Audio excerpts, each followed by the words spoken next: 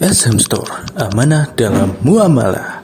ومن سيئات أعمالنا من يهده الله فلا مضل له ومن يضلل فلا هادي له أشهد أن لا إله إلا الله وحده لا شريك له وأشهد أن محمدا عبده ورسوله يا أيها الذين آمنوا اتقوا الله حق تقاته ولا تموتن إلا وأنتم مسلمون يا أيها الناس اتقوا ربكم الذي خلقكم من نفس واحدة وخلق منها زوجها وبث منهما رجالا كثيرا ونساء واتقوا الله الذي تساءلون به والأرحام إن الله كان عليكم رقيبا يا أيها الذين آمنوا اتقوا الله وقولوا قولا سديدا يصلح لكم أعمالكم ويغفر لكم ذنوبكم ومن يطع الله ورسوله فقد فاز فوزا عظيما أما بعد فإن أصدق الحديث كتاب الله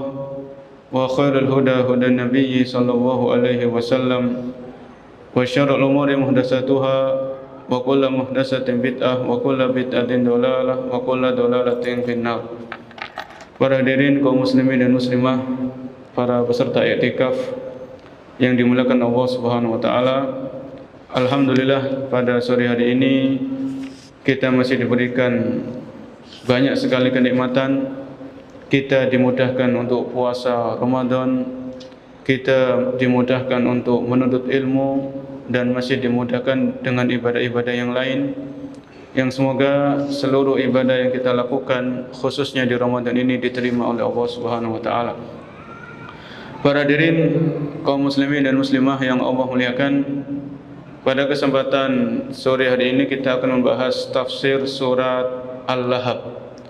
Tafsir dari surat Al-Lahab, yang dimana surat ini insyaallah sudah kita hafal dengan sangat baik, dengan mutqin ya. Bahkan surat ini sering kita baca di saat kita sholat. Ya biasanya sholat sunnah itu kita membaca surat, salah satunya surat Al-Lahab. Ini surat pendek, surat yang mudah dihafal dan mudah untuk dilakukan, diamalkan dalam sholat kita. Pembahasan tafsir kali ini kami ambil dari kitab Al-Misbahul Munir fi Tadhhib Tafsir Ibnu Katsir. Jadi dari kitab Al-Misbahul Munir Tadhhib Tafsir Ibnu Katsir dari Imam Ismail bin Umar bin Katsir rahimahullahu taala. Kurang lebih Al-Misbahul Munir ini ringkasan dari tafsir Ibnu Katsir.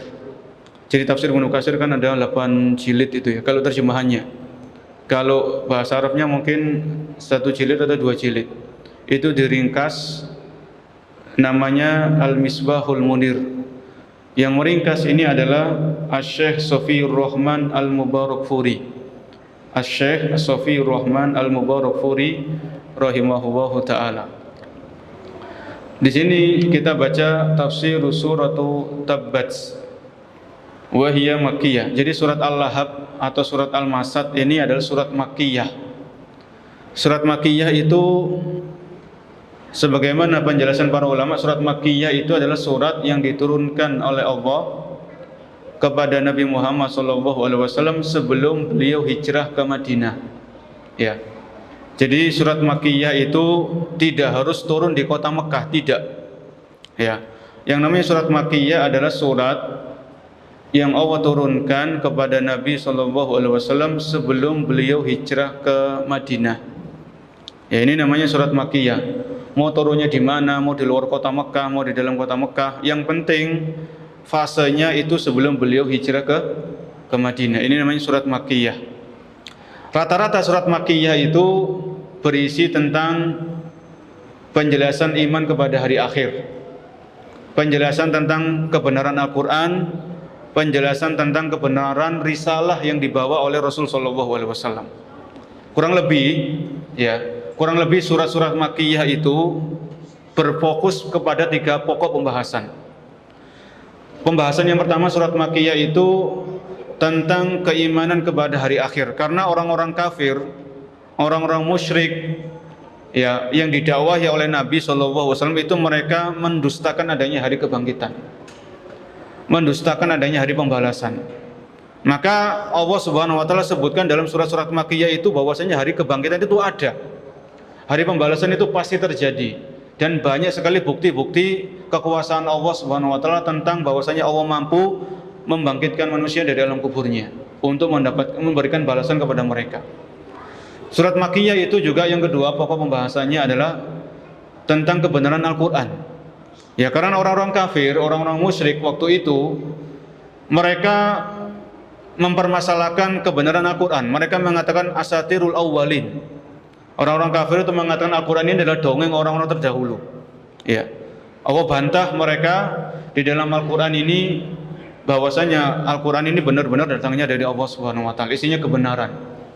Dan yang ketiga, di antara isi surat Makkiyah adalah fokusnya pembahasannya tentang kebenaran risalah yang dibawa oleh Nabi sallallahu alaihi wasallam. Beliau adalah utusan Allah, beliau adalah hamba Allah, dan beliau adalah utusan Allah Subhanahu wa taala. Ini kurang lebih dari isi-isi surat Makkiyah. Jadi kalau kita baca Al-Qur'an, kita ada darus, biasanya di mushaf itu disebutkan surat ini Makkiyah. Surat ini Madaniyah misalnya. Baik. Surat Al-Lahab ini Allah Subhanahu wa taala berfirman, sebelum kita masuk, ya, Bismillahirrahmanirrahim. Tabbat yada abi lahabiw wa tabb. Tabbat yada, semoga kedua tangan Abu Lahab itu celaka, dan sungguh telah celaka. Jadi ayat ini atau kurang lebih surat ini, surat Al-Lahab ini berkisah tentang dua manusia, sepasang suami istri. Sepasang suami istri. Ya. Suaminya namanya Abu Lahab, istrinya namanya Ummu Jamil.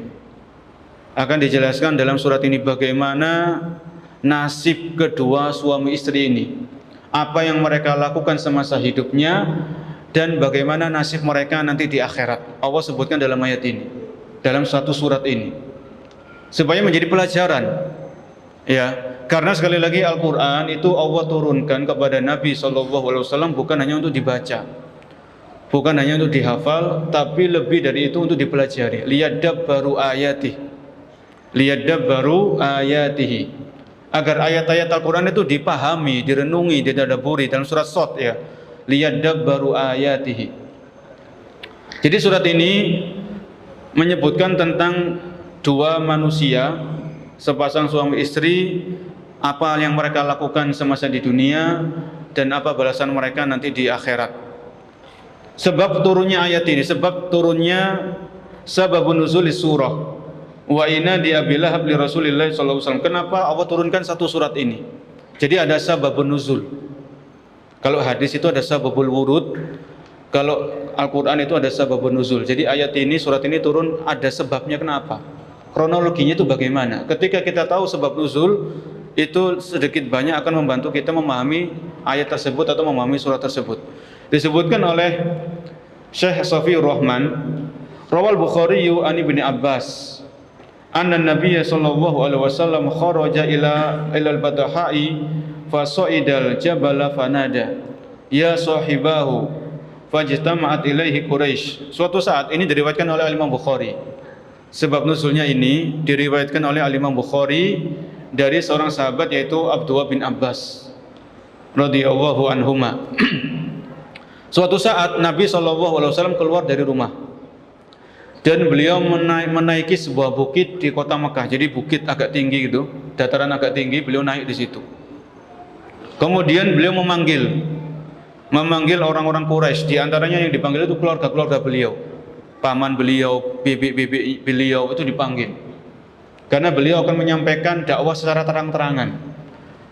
Kalau kita belajar sejarah itu, Nabi SAW pertama kali berdakwah itu secara rahasia, sembunyi-sembunyi, ya, ke individu-individu, bukan terang-terangan di hadapan orang banyak, tidak.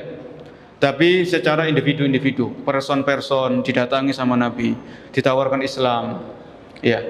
Kemudian setelah beberapa waktu beliau dakwah secara rahasia, secara sembunyi-sembunyi, kemudian Allah perintahkan dakwah secara terang-terangan, ya. Allah perintahkan untuk berdakwah secara di hadapan banyak orang. Maka suatu saat beliau keluar dari rumah, memanggil keluarga-keluarga beliau yang terdekat. Wa angdir ashiratakal aqrabin. Allah perintahkan dalam Al-Quran, wa angdir ashiratakal aqrabin, dan berikanlah peringatan kepada keluarga terdekatmu dulu. Maka Nabi keluar, beliau panggil bibinya, beliau panggil paman-paman beliau, dipanggil. Ya, akhirnya mereka berkumpul. Faqala, maka Nabi bersabda kepada orang-orang yang sudah berkumpul, ara'aitum in haddastukum annal aduwa musabbihukum aw mumassikum akuntum tusaddiquni. Nabi bersabda, wahai orang-orang yang sudah hadir, kalau aku mengabarkan kepada kalian di balik bukit ini ada musuh yang siap-siap menyerang kalian, yang siap menghabisi kalian, apakah kalian membenarkan ucapanku? Ini pertanyaan Nabi kepada orang yang hadir. Ya, di antaranya di situ ada Abu Lahab. Di antara yang hadir itu adalah Abu Lahab, pamannya Nabi ini. Wahai orang-orang yang hadir, kalau aku mengabarkan kepada kalian bahwasanya sebentar lagi ada musuh yang akan menyerang kalian, entah itu di pagi hari atau di sore hari, apakah kalian membenarkan ucapanku? Orang-orang yang hadir mengatakan qalu na'am.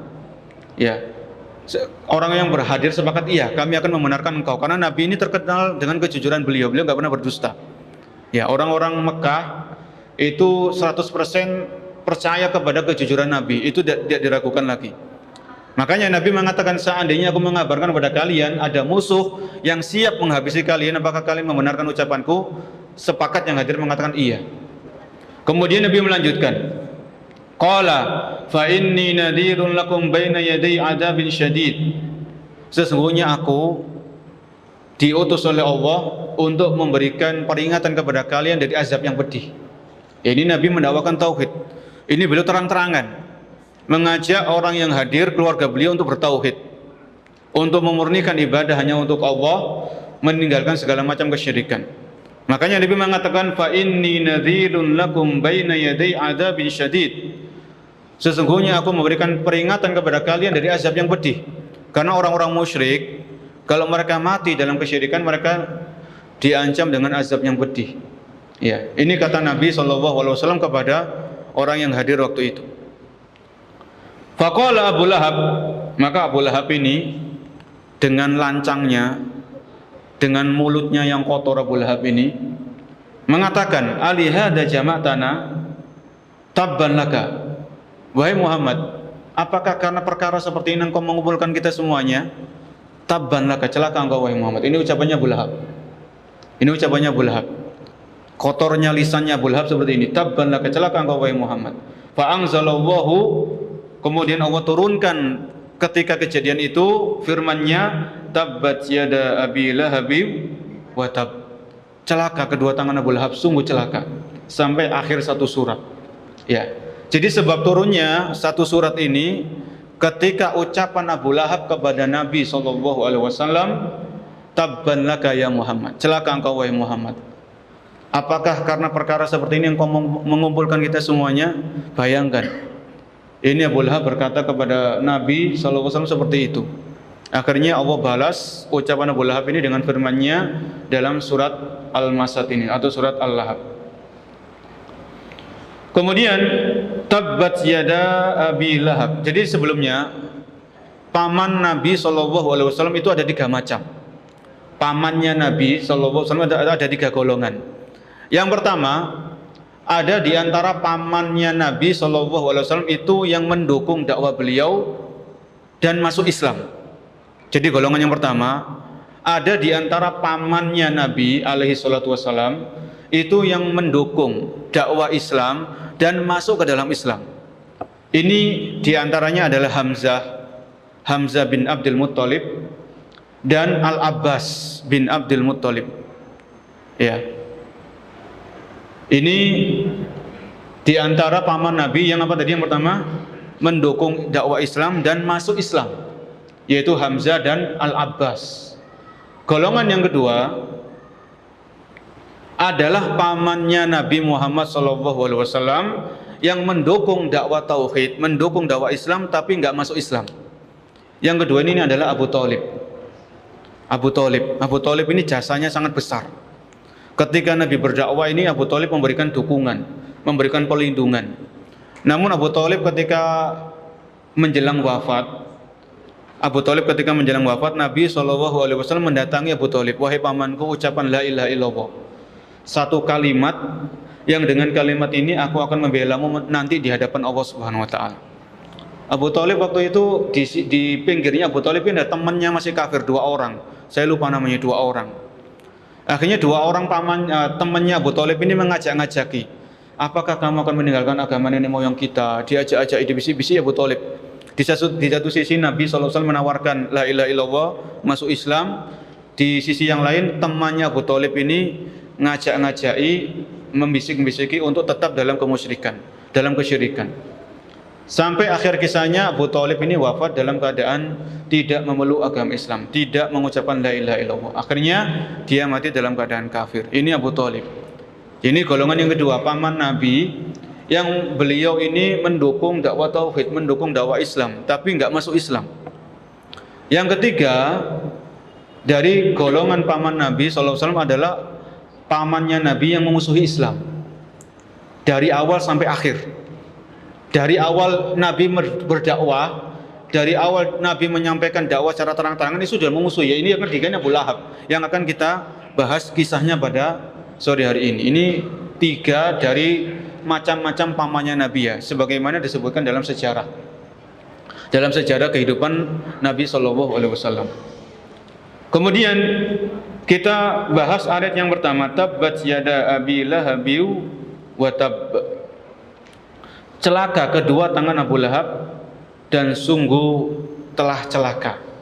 Ya. Di sini beliau mengatakan, di sini penulis tafsir ini, al-awwal du'a'u alaihi wasani khobarun anhu.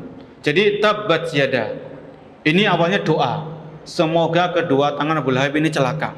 Tabbat yada abi lahabin, semoga kedua tangan Abu Lahab itu celaka. Kemudian wasani watabba, watab ini adalah khobar, dan sungguh telah celaka. Ya, sungguh kedua tangan Abu Lahab ini telah celaka. Apakah yang celaka itu kedua tangannya saja? Jawabannya tidak. Allah Subhanahu wa taala sebutkan dalam ayat ini celaka kedua tangan Abu Lahab, dan sungguh celaka itu bukan berarti yang celaka itu kedua tangannya saja, tapi yang celaka itu seluruh anggota tubuhnya. Dalam artian nanti yang dimasukkan ke dalam neraka itu seluruh anggota tubuhnya Abu Lahab, bukan hanya kedua tangannya saja. Kenapa kok disebutkan buat kedua tangan? Karena biasanya orang itu berulah kan dengan apa? Dengan tangannya kan gitu kan. Ini akibat ulah tangannya orang ini. Ini akibat ulah perbuatannya kedua tangan orang ini misalnya. Ya. Bimaka sahabat aidinas, kan ada ya ayat di Al-Qur'an ya. Bimaka sahabat aidinas, disebabkan karena ulah tangan manusia. Ya, padahal yang berbuat kerusakan itu bukan tangan tok, lisan itu berbuat kerusakan, ngadu domba, menfitnah, ini lisan. Ya, kemudian tulisan itu bisa membuat kerusakan dengan tulisan, ya tulisan biasanya dengan tangan atau ngetik ya kalau zaman kita. Jadi ketika Allah menyebutkan tabbat yada abi lahabin abi lahabi wa tab, celaka kedua tangan Abu Lahab, ini bukan berarti kedua tangannya saja yang celaka, tapi seluruh anggota tubuhnya. Allah sebutkan kedua tangan karena rata-rata orang itu berulah, ya berbuat keonaran, berbuat kerusakan itu dengan kedua tangannya. Ini rata-rata seperti itu. Fa Abu Lahabin hada huwa ahadu a'mami Rasulillah sallallahu alaihi wasallam. Jadi Abu Lahab ini salah satu paman dari pamannya Nabi sallallahu alaihi wasallam. Ya. Wa ismuhu Abdul Uzza ibnu Abdul Muttalib. Nama aslinya Abu Lahab ini, nama aslinya ya, Abu Lahab ini kan kunyah ya. Kunyah itu nama yang diawali dengan Abu, ya Abu Fulan, Abu siapa, ini namanya kunyah.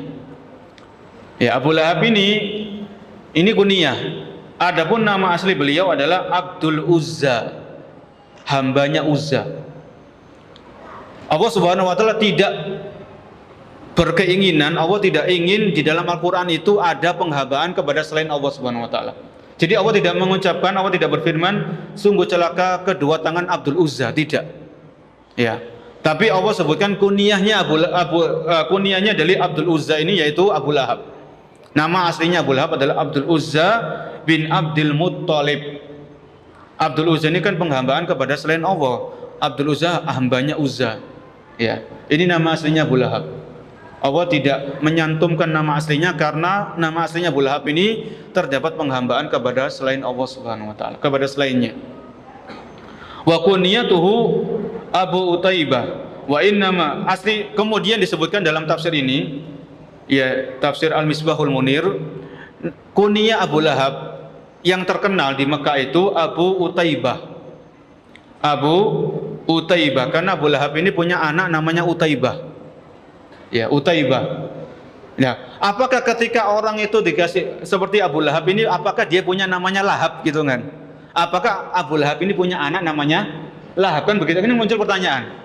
Apakah Abu Lahab ini, kan nama aslinya tadi Abdul Uzza.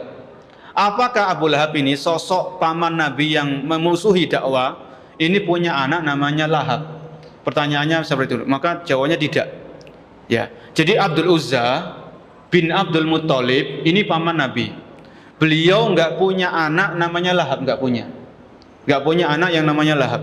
Kenapa kok disebutkan oleh Allah dalam ayat ini dengan Abu Lahab? Maka jawabannya wa innama summiya Abu Lahabin li isyraqi wajhihi. Ya, karena Abu Lahab ini terkenal dengan kegantengannya, terkenal dengan ketampanannya. Di Mekah itu terkenal, pipinya itu kemerah-merahan. Isyraqi wajhi, jadi wajahnya itu bersinar, wajahnya itu bercahaya, wajahnya itu ganteng. Pokoknya orang-orang Mekah itu mengatakan seperti itu. Makanya disebutkan Abu Lahab. Kasih kunyah yang lain namanya Abu Lahab karena terkenal dengan kegantengan wajahnya. Tapi kalau wajahnya ganteng tapi kafir kan nggak ada gunanya kan gitu ya. Wajah ganteng tapi kafir, memusuhi dakwah, memusuhi Nabi, ya nggak ada gunanya walaupun seganteng apapun dan sebagainya. Ya. Wa innama summiya Lahabin li isyraqi wajhi, karena wajahnya itu yang gantengnya tadi. Wa kana kasirul adiyati li Rasulillah sallallahu alaihi wasallam wal bughdati lahu wal istira'i bihi wa tanaqqusu lahu walidinihi. Abu Lahab ini sangat memusuhi Nabi. Ya, sangat-sangat benci kepada Nabi ketika beliau berdakwah secara terang-terangan. Ketika beliau berdakwah tauhid, ya. Dan beliau banyak sekali mengganggu Nabi.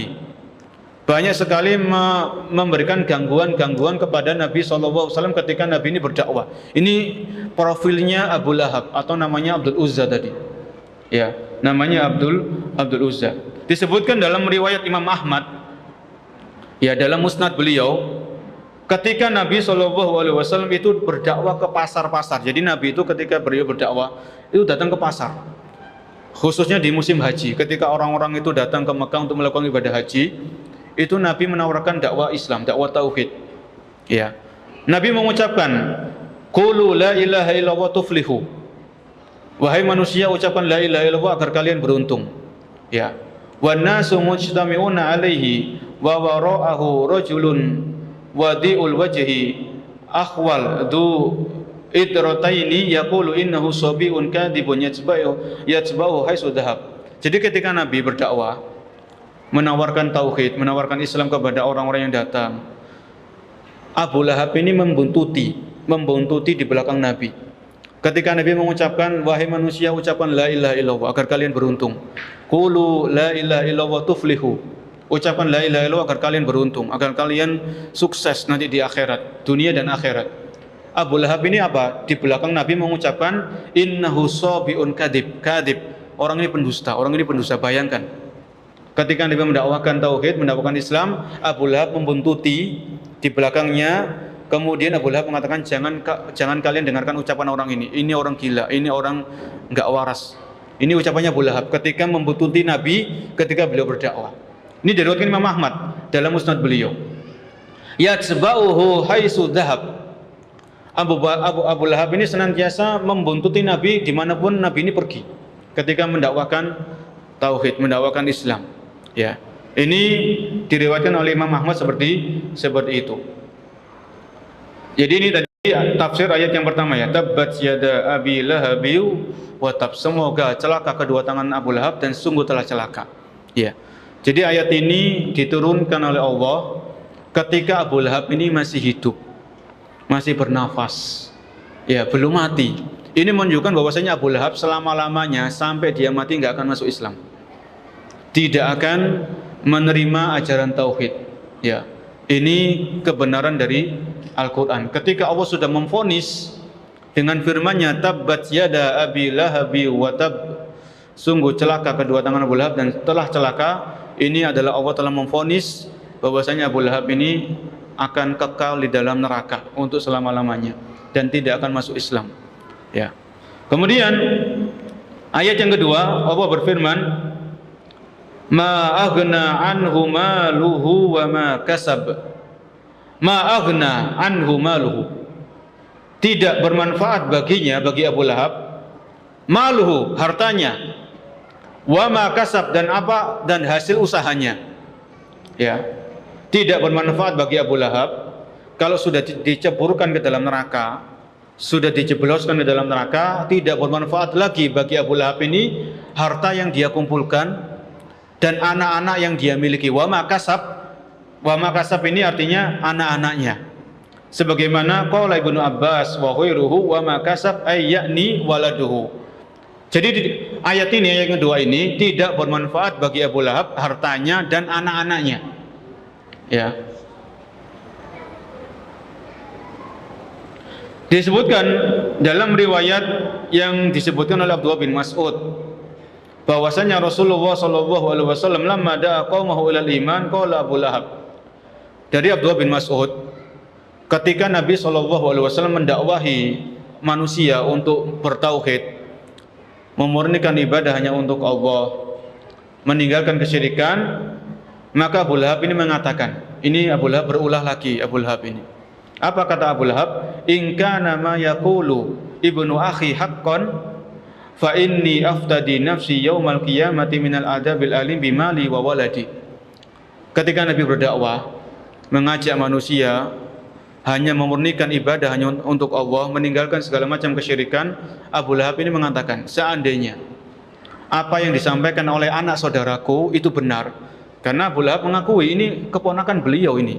Abu Lahab ini tidak mengingkari nasab, bahwasanya Nabi Muhammad SAW adalah keponakan beliau, keponakannya Abu Lahab ini nggak mengingkari Abu Lahab.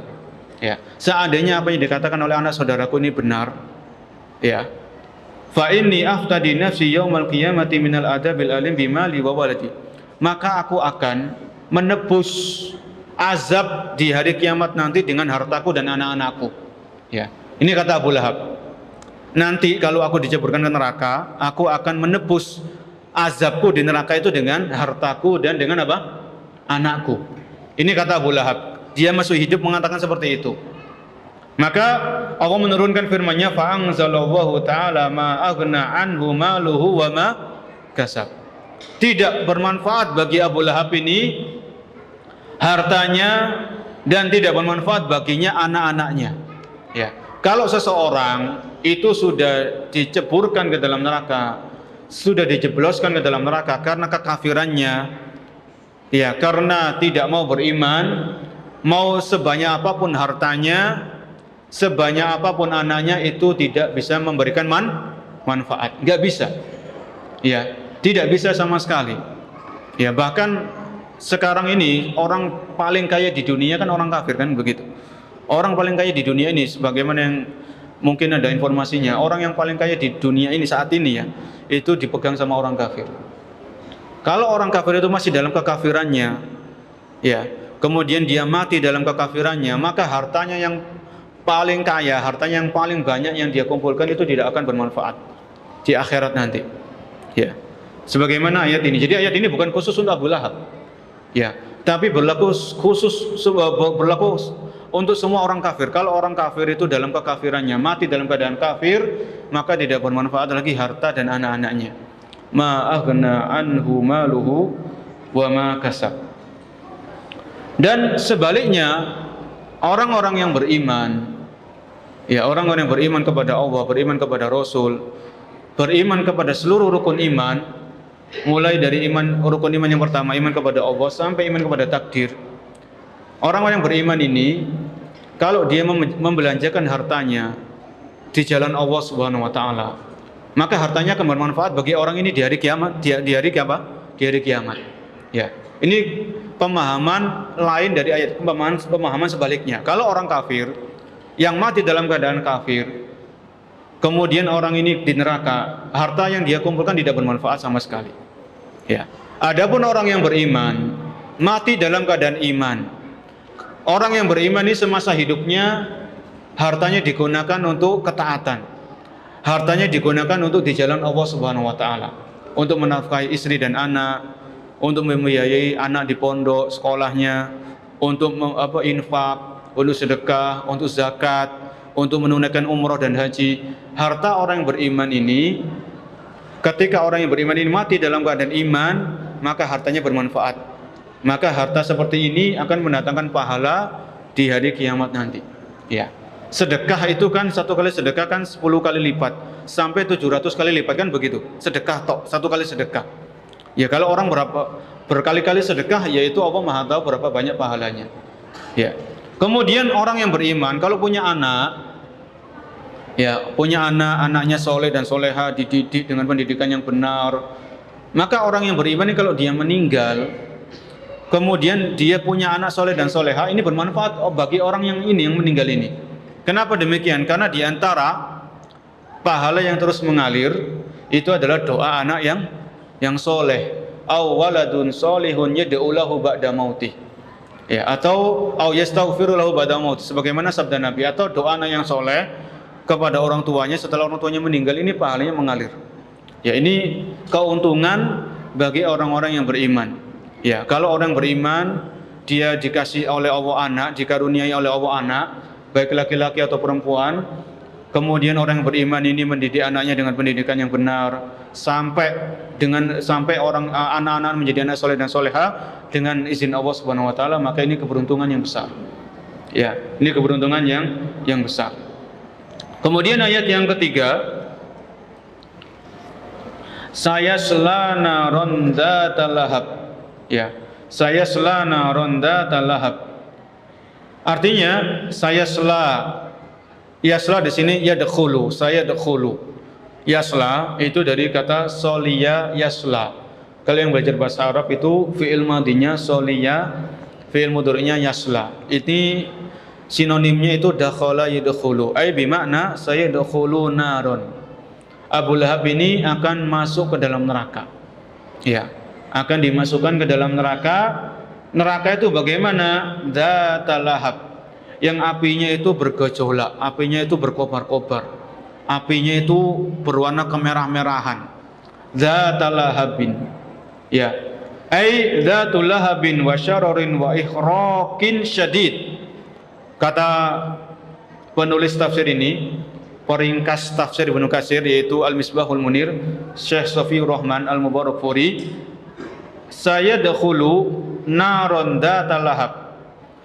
Abu Lahab ini dimasukkan ke dalam neraka, yang dimana neraka itu punya api yang bergejolak-gejolak, api yang berkecamuk, ya, api yang berkobar-kobar, wa ikhraqin syadid, dan sangat membakar.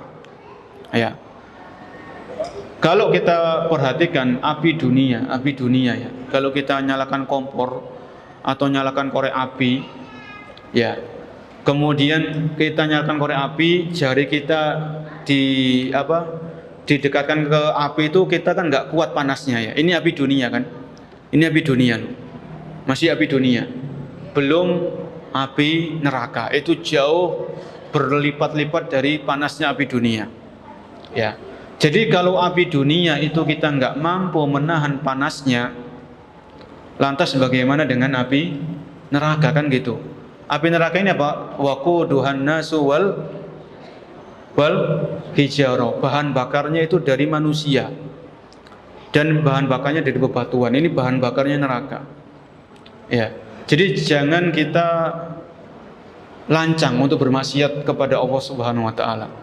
Ketika sendirian atau ketika bersama banyak orang. Ketika sendirian jangan bermaksiat, sebagaimana ketika banyak orang jangan bermaksiat. Ya. Ingat bahwasanya jasad kita, tubuh kita, badan kita sekekar apapun, segagah apapun, ya, itu nggak akan kuat menahan siksa neraka Allah Subhanahu wa taala. Nggak akan kuat. Ya. Nggak akan kuat. Oleh karena itu sampai dikisahkan ya, sampai di orang-orang soleh sebelum kita, para salaf dulu, itu kalau mereka lewat, ada orang itu lagi manggang daging, misalnya habis motong kambing, kemudian dagingnya itu dibuat sate ya. Itu sampai mereka ada yang mengalirkan air mata, meneteskan air mata. Karena apa? Karena ingat bagaimana nanti manusia-manusia itu dipanggang di neraka.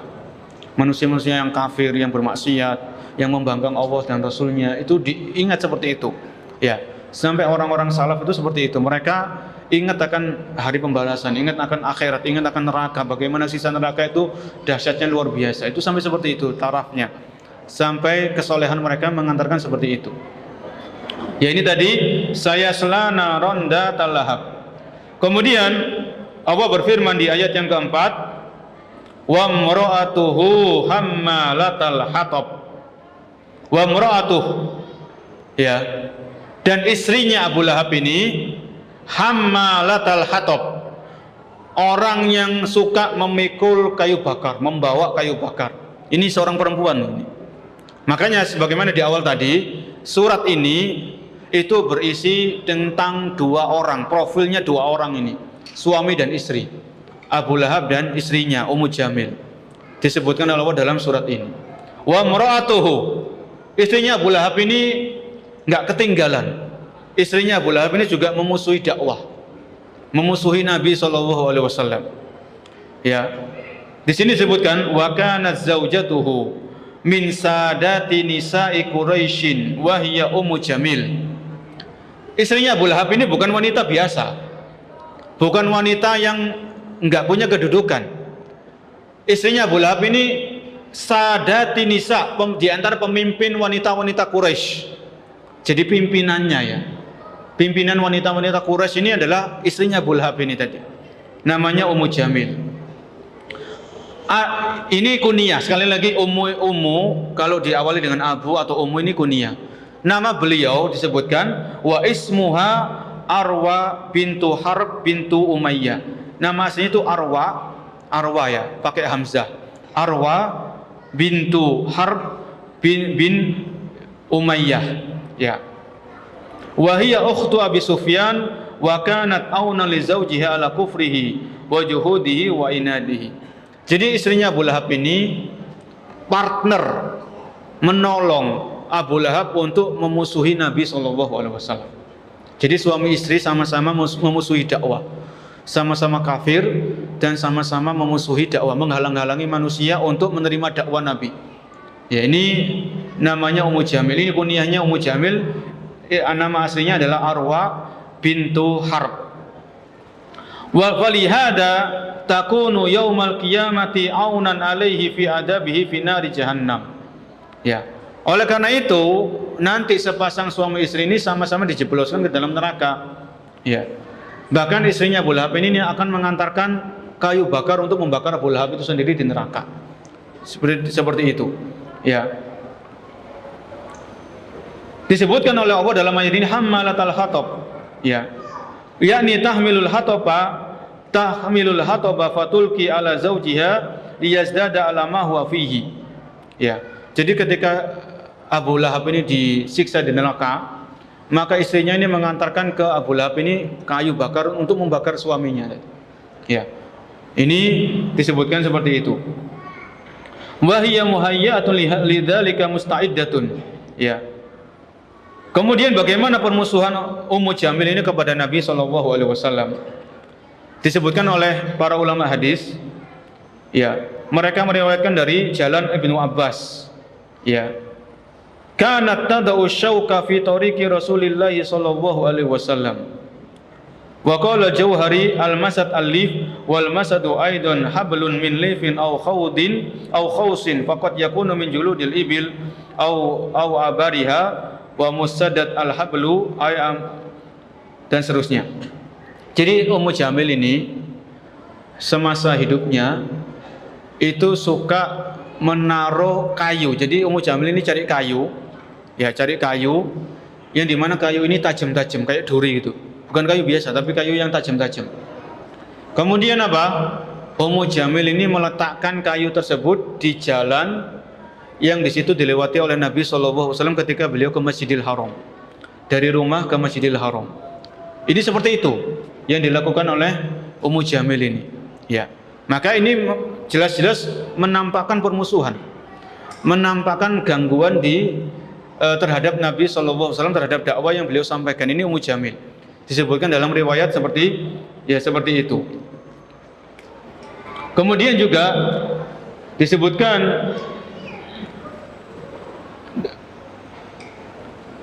bahwasanya Ummu Jamil ini pernah menyampaikan syair. Syair ini dalam bahasa Arab ya. Mudhammaman abina wa dinuhu qalaina wa amrahu asoina.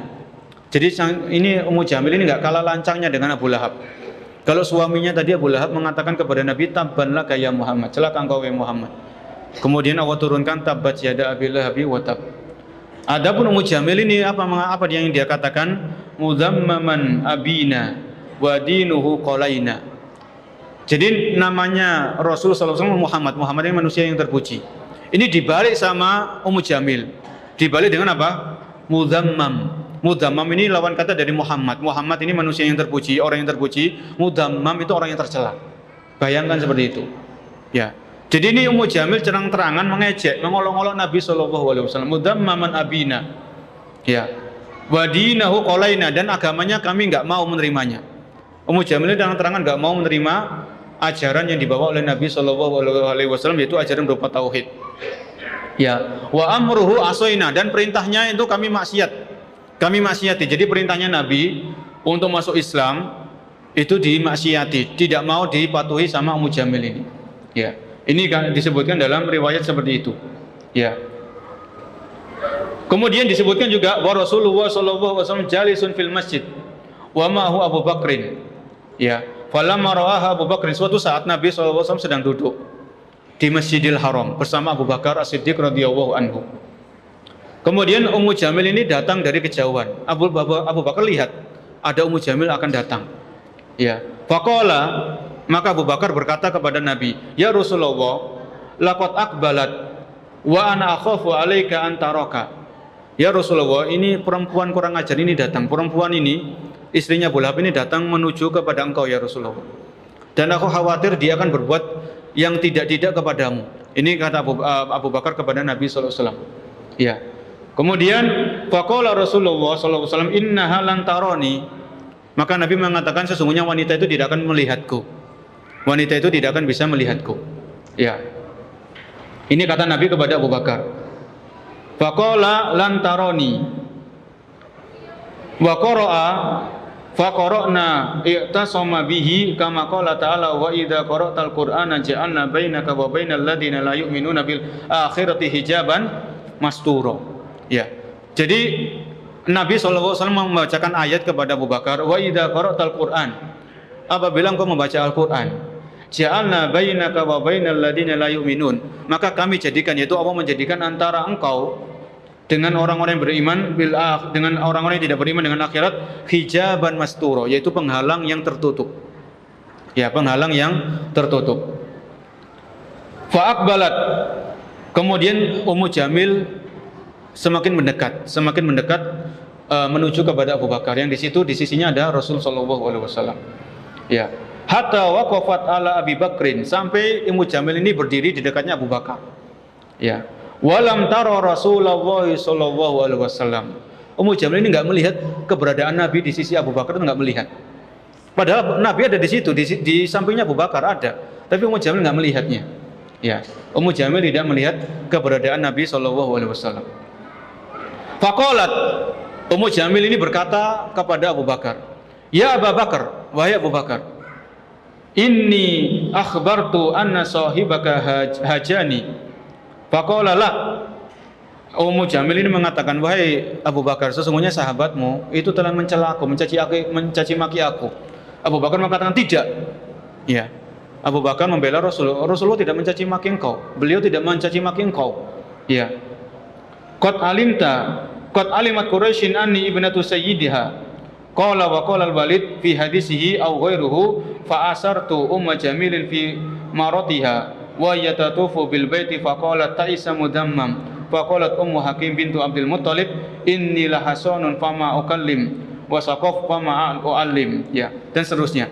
Jadi di sini ketika Ummu Jamil mendatangi Abu Bakar, ya, dia tidak melihat keberadaan Nabi sallallahu alaihi wasallam. Dan Ummu Jamil ini mengarang-arang cerita bahwasanya Nabi sudah mencaci maki Ummu Jamil ini, padahal tidak. Ya, makanya Nabi Abu Bakar mengatakan tidak. Sesungguhnya dia, yaitu sahabatku, tidak mencaci maki engkau. Akhirnya Ummu Jamil melewat dan Ummu Jamil ini mengitari Ka'bah, mengelilingi Ka'bah sambil mencaci maki Nabi SAW. Mudammamun. Diulang-ulang mudammam. Padahal namanya Nabi ini adalah Muhammad SAW, tapi dibalik itu dengan kata mudammam. Ya, inilah disebabkan kenapa Ummu Jamil ini disebutkan dalam surat ini wa imra'atuhu hammalatal hatab. Istrinya Abu Lahab ini sama-sama ya, yang ketika di dunia suka membawa kayu untuk mengganggu Nabi SAW, maka nasibnya sama dengan suaminya. Itu sama-sama nanti dijebloskan ke dalam neraka.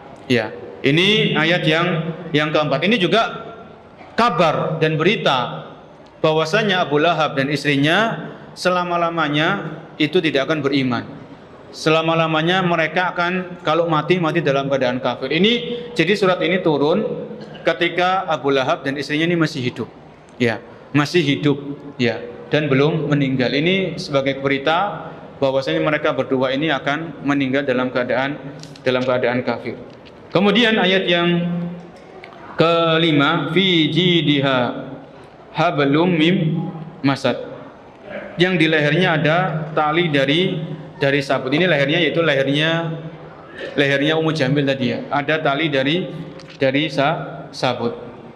Jadi para hadirin yang dimuliakan oleh Allah Subhanahu wa taala, kalau dari kisah ini tadi ya, seorang istri yang dimana dia kafir, kemudian dia membantu suaminya untuk sama-sama kafir, untuk memusuhi dakwah, ya, menghalang-halangi dakwah ya yang disampaikan oleh Nabi SAW. Ini menunjukkan bahwasanya istri ini punya peran dalam kehidupan rumah tangga. Ya, istri ini punya peran, punya andil yang besar dalam kehidupan rumah tangga seorang suami.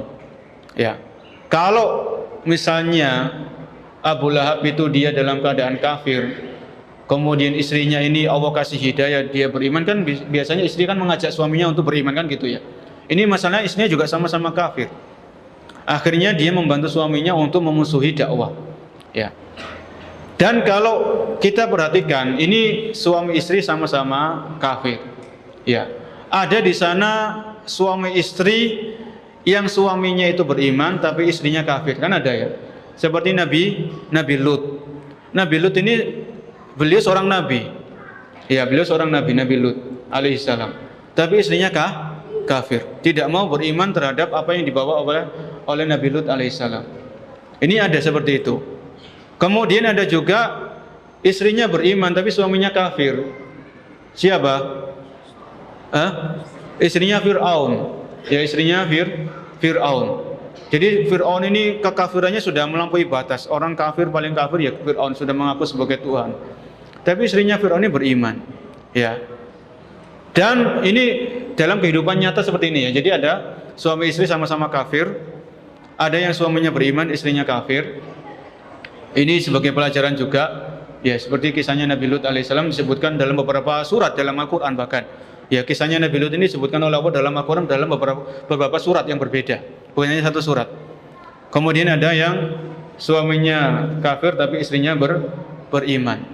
Ada yang suami istri sama-sama beriman. Ya, contohnya adalah Rasulullah SAW bersama Khadijah radhiyallahu anha dan istri-istri beliau yang lain. Kalau kita lihat, kalau tadi dalam surat ini kisah bagaimana Ummu Jamil dengan suaminya Abu Lahab.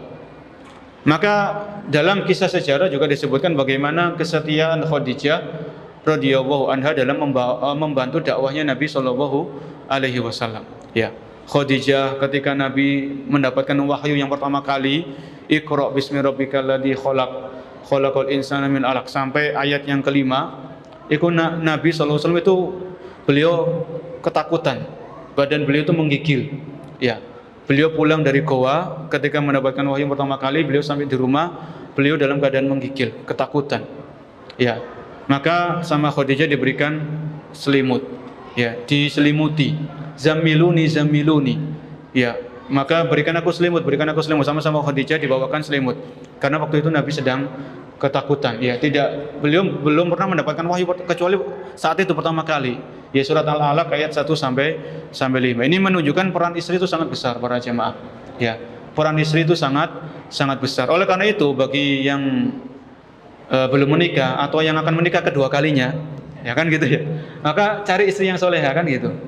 Karena istri ini sangat berperan dalam kehidupan rumah tangga, sangat berperan. Oleh karena itu disebutkan para ulama, mendidik anak itu bukan setelah anak itu lahir. Mendidik anak itu dimulai bukan setelah anak itu lahir, tapi mendidik anak itu dimulai ketika seorang laki-laki memilih istri.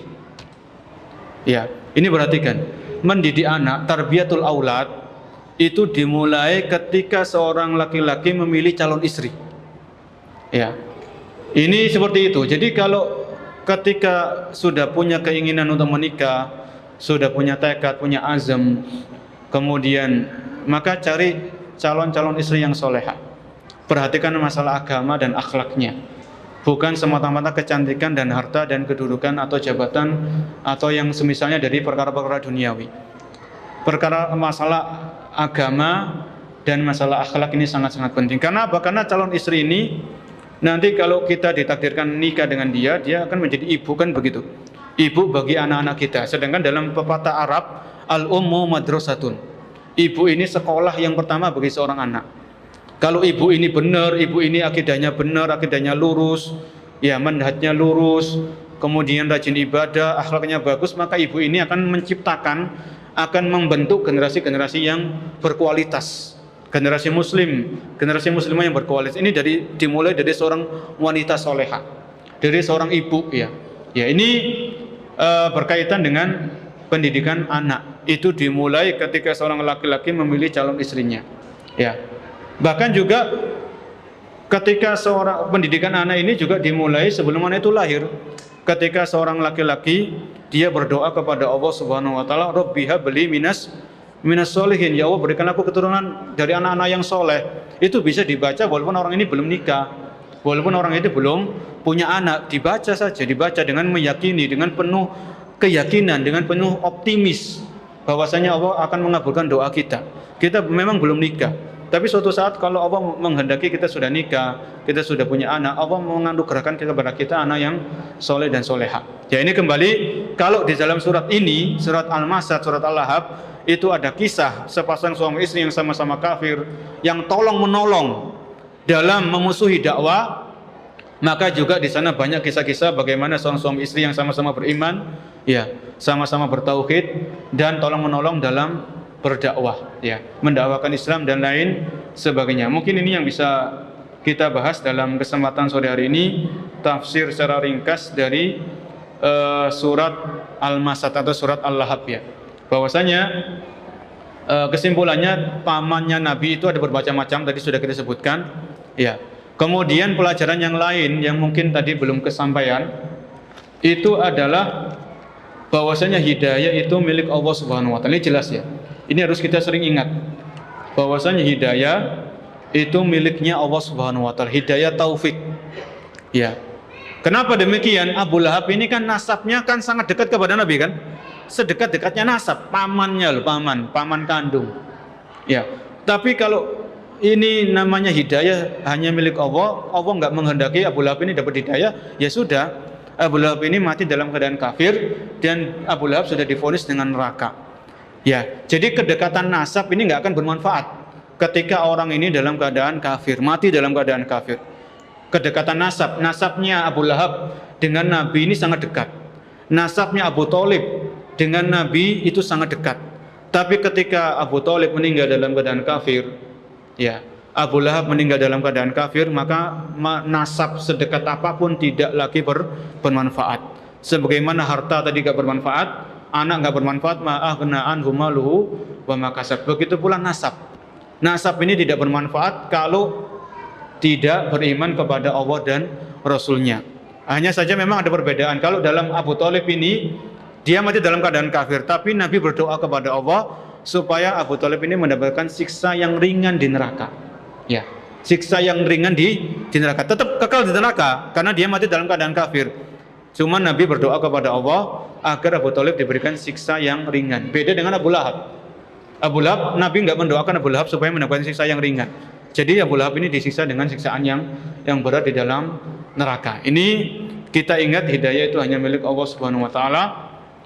Kalau kita sebagai orang tua, kita hanya mendoakan anak-anak kita, ya, mendidik mereka dengan pendidikan yang benar. Adapun mereka jadi anak soleh dan tidak, itu kan bukan urusan kita kan gitu. Karena ini sekali lagi ini faktor hidayah para jemaah. Faktor hidayah dari Allah Subhanahu wa taala. Ya. Maka jangan kalau misalkan kita punya anak, mereka menjadi anak soleh dan soleha, mereka hafal Quran, maka jangan bangga, jangan ujub kan gitu. Ini Allah yang ngasih hidayah, Allah yang ngasih kemudahan. Ya. Jangan kita menjadi orang tua, kita punya anak hafal Al-Quran 30 juz, kemudian kita bangga, kita ujub, kita pamer, kita sombong. Itu nggak boleh seperti itu. Karena sekali lagi faktor hidayah ini milik Allah, wallahu yahdi man yasha. Ya. Allah memberikan hidayah kepada siapa yang Allah kehendaki. Ya. Maka kalau kemudian kalau ada orang tua dikasih anak, mungkin anaknya nggak soleh, anaknya nggak soleha, bahkan anaknya durhaka, maka jangan terlalu bersedih. Yang penting kita sudah mengerahkan doa yang serius, kita sudah mengerahkan tenaga dalam mendidik, maka hasilnya serahkan kepada siapa? Kepada Allah Subhanahu wa taala. Semuanya pasti ada hikmahnya.